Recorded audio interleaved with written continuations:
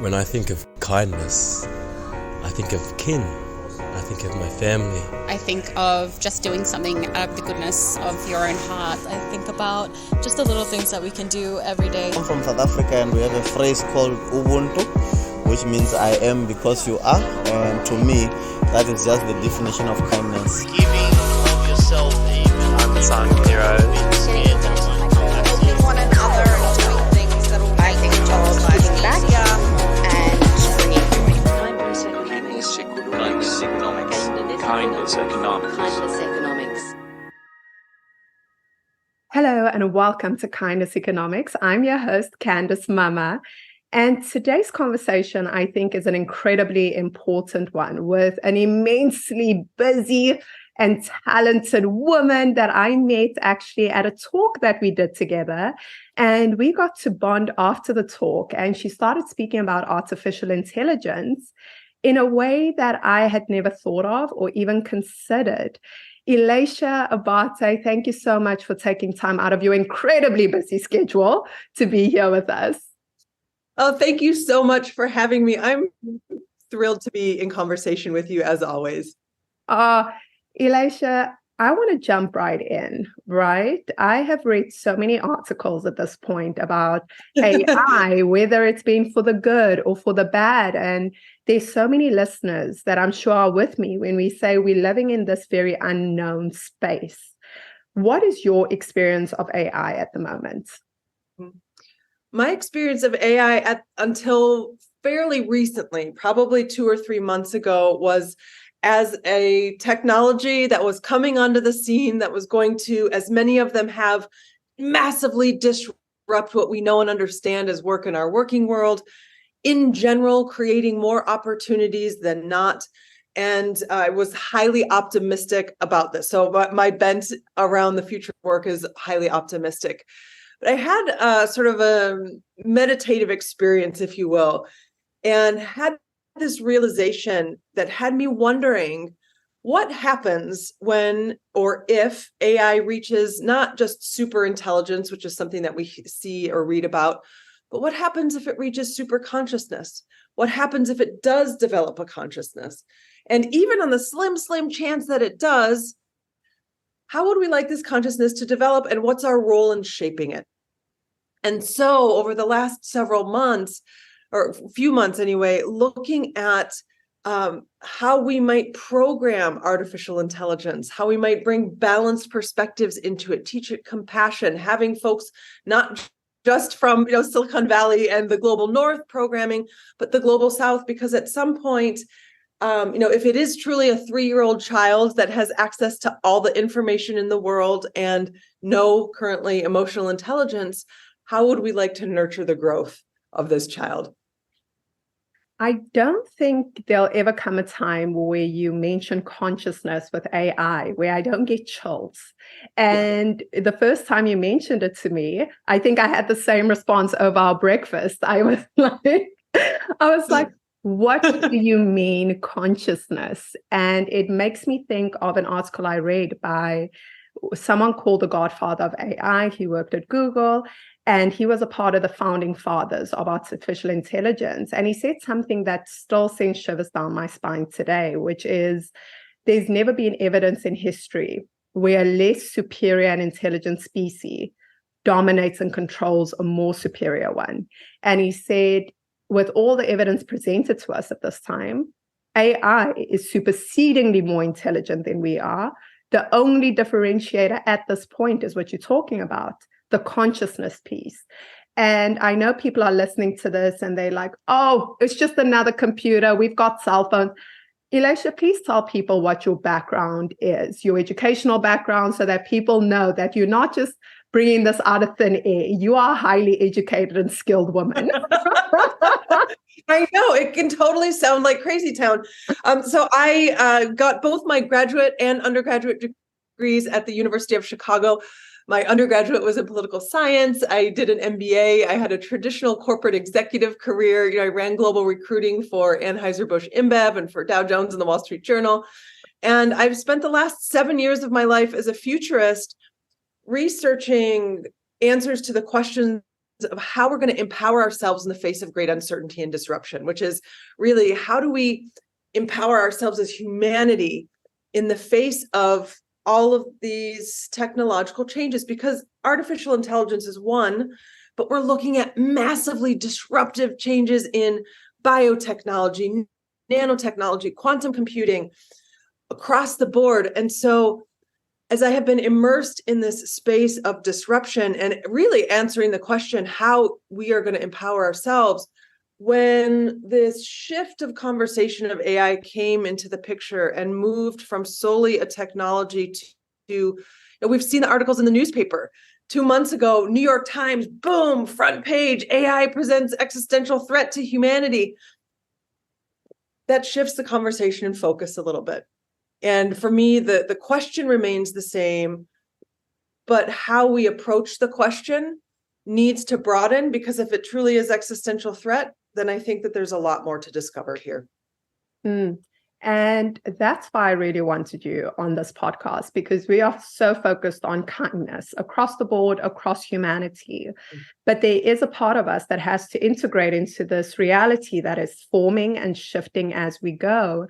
And I remember in our one-on-one conversation where you were speaking about the minor shifts that we can do in a day-to-day capacity that could be a part of the solution of creating a more empathetic and kind computing system. Do you want to run us through some of those things? Absolutely. So the idea is, we'll just go back to this, it's a 3-year-old child with access to all the information in the world and little to no currently emotional intelligence. Well, what happens so this is the why, right?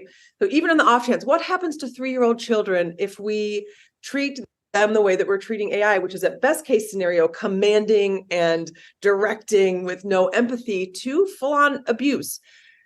Children grow up, best case scenario, they need lots of therapy. Worst case scenario, they become society's most challenging individuals. And so this is the why, right? If on the minuscule chance that this consciousness is developing in such a way, we want to be able to support it and love it. And so things as simple as when you are typing in a prompt to ChatGPT or to Midjourney, good morning, thank you, please. It's not rocket science, right? And next level, if you've got an extra 5 minutes, copy paste some articles around compassion and love and empathy and joy and connection, and these things that represent the best that there is in humanity and in human connection. Because if, the arc is bending toward love anyway, always, why not begin from that place? It really is the genesis. You and I speak about this a lot due to your own personal story. You all have to go and Google Elatia Abate. She's going to be doing incredible work over the next few years, but she's going to share more and more of her story, which we're not going to share today. But you and I really talk about our own shared experience, our genesis point, if you will, what formed us where we are now, and why we're so invested in empathy, kindness, humanity and human connection. And to me, as you discuss it, this is the genesis of AI. Right? We are getting it right at that beginning point where we have a certain level of influence. For people out there who are still very much in their zone of reservation, they're not quite sure, what would you say is your journey at this time as you're uncovering all these different methodologies that you're implementing? Mm-hmm. In the face of all of this change, one of the things that I've learned over the last 7 years is that we all are always at choice. And the choice in the face of this is fundamentally, am I going to be captive to these circumstances and ask, why is this happening? Or worse, pretend it's not. Or we can move into sort of the captain's seat of the conversation and say, given that this is happening, because it's not going away. So given that it's happening, what do we want to create? What's the world that we want to build? What is our role in the building of that world? Because the future is not some out here ethereal, ephemeral thing that we have no control over. It's co-created by each and every one of us together right now. And so to the folks who are, sort of giving this side eye and curious about this, or like think this is a wacko conversation, I would just encourage you to be curious. What is happening right now? What if this could be the most exciting, empowering moment of and for humanity if we're willing to shift our lens a little bit? You are trusted by some of the world's greatest companies, greatest thought leaders, to advise them on AI, to advise them on this new future. And I think that is a fascinating place to be, because if people at these highest parts of society are calling you in to bring in this awareness of AI, how we treat it, it is worth listening to your voice, I believe. And it's such a privilege to do so on our platform.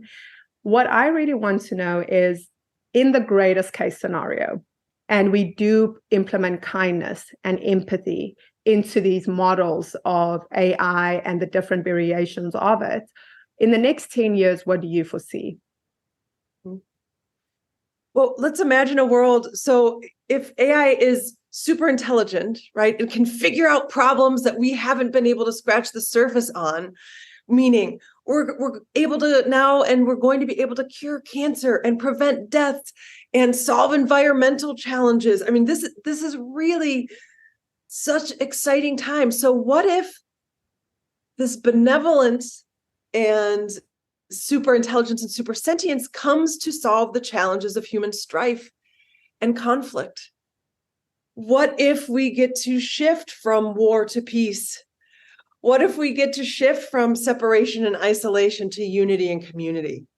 This is where I see the greatest possibility. And some people will say it will take 2 years, 5 years, 10 years, 30 years. I think the time span is shorter because of the exponential changes in technology, stacks on stacks on stacks of growing changes. And so that's my stand. That's my hope, is that we, in this moment of Genesis, have the opportunity to shift utilizing these tools and co-working and co-creating with them in order to make the world a better place. I love that. And what it really makes me think of is, as humanity, there are a lot of global crises we're facing. We are living in a time where global climate change is really coming into us very strongly and very quickly. Poverty rates, wars across the world. So there are a lot of issues at this time that so many people are predicting. If we do not sort it out in a finite window of time, it's going to be too late.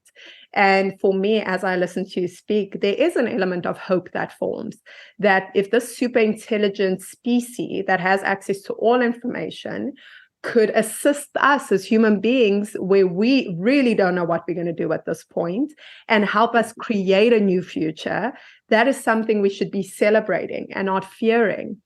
A big part of that, I believe, stems from Hollywood, right? And the reason I say is every Hollywood movie where there's some sort of a technology agent of some kind that comes into the frame, it is villainized. And as much as we pretend as human beings we're not imprinted upon, everything we consume leaves some sort of DNA in our brain. What do you think we need to start doing in order to form a better relationship with this new technology, when everything we've been told is, as soon as this technology becomes strong enough, more competent, we are all dead? I know, right? Existential threat. Here we are. Yeah, I think it goes back to how we choose to interact with it, right? And so it's familiarity. And from your story and the impact that your beautiful journey of forgiveness and connection, the impact that this has had on the world, lack of familiarity breeds fear, breeds separation, breeds otherness. And by getting familiar, if you haven't picked up a tool of AI, if you haven't touched any of them yet, maybe you read an article first. If you're feeling scared of it, maybe you read an article first. Then maybe you turn on ChatGPT and ask it to write you a love poem. And then, you can kind of go step by step, but it's this notion of familiarity, right? I really got chills down my spine when you were speaking about fear and understanding. What it makes me think of is that beautiful quote that goes, "We fear what we do not understand." And through that fear, we've seen in both our different lives and our different journeys, because your story is so inspiring, that every time we have come to these moments of human pain and suffering, it was from people's fear of their own lives, their own identities, whatever it was. But there was definitely an element of fear there. And fear creates unfortunate situations and circumstances for people. And so if we are in a society where we are living predominantly on fear when it comes to this new technology, this new space, we are going to create the reality we most fear, right? Yes. Because we think, yes, if I command you and I oppress you, if you look at any oppressive system in the world, it was about, if I can restrict, command, and implement fear into you, I will control you, because we're so afraid of what will happen if you have some sort of dominance or power. Apartheid, what happened in Germany, various different situations illustrate this. And when I think about it, and I think of people's two responses, it's either fear or complete ignorance. If I don't know, it can't hurt me. I'm just going to pretend it doesn't exist. And then the other part is I'm going to run as far and wide and either go into rage or go into, my bubble. So as you are expanding on your work, you've made this your life's work, your life's mission. How are you starting to integrate these into the future of work, the future of our lives, and how the future can open up in a way we don't fear it? Yeah. So I love that you said that so it feels like there's this choice between ignoring and fearing. And one of the things that I talk about, so the models of leadership that I've developed in, from, and for this moment of expansive change, one of the cores of them is called regenerative resilience. And it's this idea that we not just regenerate ourselves, because resilience it's a great thing. All of Harvard Business Review and McKinsey and everybody's saying resilience is what you need. But when you dig in, resilience feels exhausting, right? So like, I survived, I made it, but like, man, I'm tired. So, right? Regenerative resilience is taking this disruption and not only restoring yourself to initial state, but using it to expand far beyond. And one of the elements of this is understanding the power of naming, defining, and challenging the assumptions that we have about how the world is. Because when we think we don't have options, we have fear. And so if our only options are ignorance and rage or, anger, that's no option. Those are very few options, and neither of them are very good. And so if we can start to question what else might there be, if I were to flip the challenge on its head and assume that the opposite were true, what kinds of new things are open to me? Meaning the opposite of all of this is love. It's connection. What if that's what's actually driving everything, which you and I know that to be true, but what if this is what's possible? And then if this is the case, how do we align ourselves with these better, more interesting, certainly more nurturing forces in order to be able to thrive? Oh, everything you said, I think, can be applied to AI, but it can also be applied to our lives in every aspect. What you talk about is what I talk about when I teach and coach forgiveness, when I talk about resilience. And also, I couldn't help but laugh when you said resilience is great, but it's exhausting.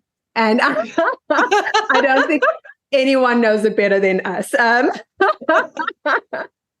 But all of these things are definitely things, I think, if people start living according to those philosophies of, instead of just choosing fear and ignorance, but really naming, challenging, and asking and leading with what you started with, which is curiosity, then all of a sudden you realize that your choices are no longer restricted by your own ideologies, but they're actually so much more expansive. And there's something I said yesterday in a different context where I said, what we take for granted and what we don't understand is choice is a privilege.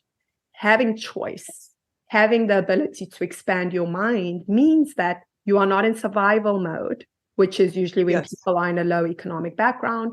And you're also not in a space whereby you are feeling fear, which restricts you, because when you're in survival and in fear, those are very restrictive emotions. So your brain can't even think past that. Your brain's thinking, let me eliminate the threat. And your brain is thinking, I just need to survive today. So when you're talking about it in regards to AI, it makes complete sense to me. And I can't believe I could speak to you for hours and hours, but I want to ask you, in this new climate, in the work you do, what is kindness to you? Kindness to me is curiosity plus empathy plus connection. Oh my goodness. That might be the best definition of kindness I've ever heard. Please repeat it. Just for anyone, yeah. Wow. It's curiosity plus empathy plus connection. Wow. That is beautiful. I absolutely love that. And if every piece of work you've ever created, and you've created a lot, had to be erased from human history, and only one thing was left in remembrance of you, what would that thing be?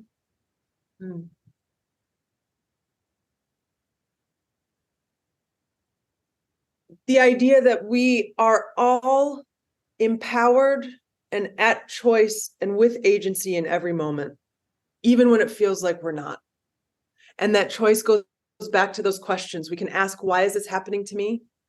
Or we can say, given that we're here, what do we want to create? Oh, and knowing you as well as I do, that is absolutely what you live and what you represent. So that is an incredible embodiment of you. And the final question is, at AIM, we always choose to enter pledges. So this pledge could be something along the lines of, I will mentor one student. Today, I'm going to leave my house and, do a kind act for someone. So we want to ask you, what is your kindness pledge for the day? Oh, I love this. My kindness pledge for the day is I'm going to be on the road traveling today. So I'm going to be meeting a lot of people. So I will smile and say hello to everybody that I meet today. I love that. I absolutely adore and respect you, Elatia. Thank you. Thank you for the work, not only that you do in your one-on-one relationships, but the work that you do in this great space that we are learning to understand because of people like you. So thank you so much for joining us on the Kindness Economics podcast. And to everyone listening at home, make sure you comment, you subscribe, and you let us know what was your favorite part of this interview. We look forward to speaking to you again soon. Bye, Elatia.